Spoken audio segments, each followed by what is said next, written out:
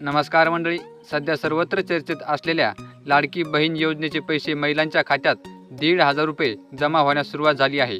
रक्षाबंधनपूर्वीच अनेक महिलांच्या खात्यात रक्कम जमा होईल, पण ज्यांनी अर्ज ऑगस्ट महिन्यात भरला गेला आहे त्यांचे काय होईल? त्यांच्या अर्जांना अजूनही मंजुरीचा संदेश प्राप्त झालेला नाही।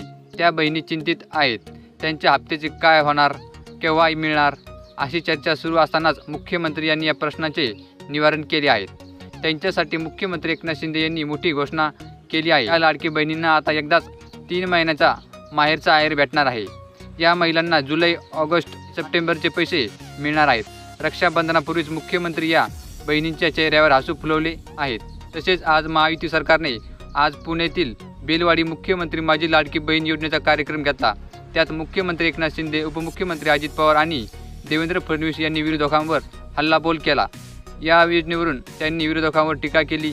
मी बहिणीशी संवाद साधून स्वातंत्र्य दिन साजरा केला। अनेक बहिणींनी भावना व्यक्त केल्या, आम्हाला आधार मिळाला, त्यांच्या चेहऱ्यावर आनंद व्यक्त केला, असे मुख्यमंत्री यावेळी बोलताना म्हणाले।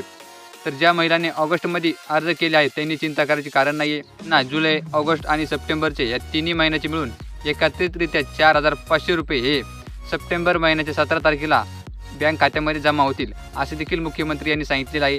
त्यामुळे चिंता करायची कारण नाही आहे। ज्या महिलांचे अर्ज भरायचे राहिले त्यांनी अर्ज भरून घेणे गरजेचे आहे। ज्या महिलांचे आधारशी लिंक खात्यात झालेले नाहीत त्यांनी देखील लवकरात लवकर आधारशी आपलं खातं लिंक करून घ्यायचं आहे।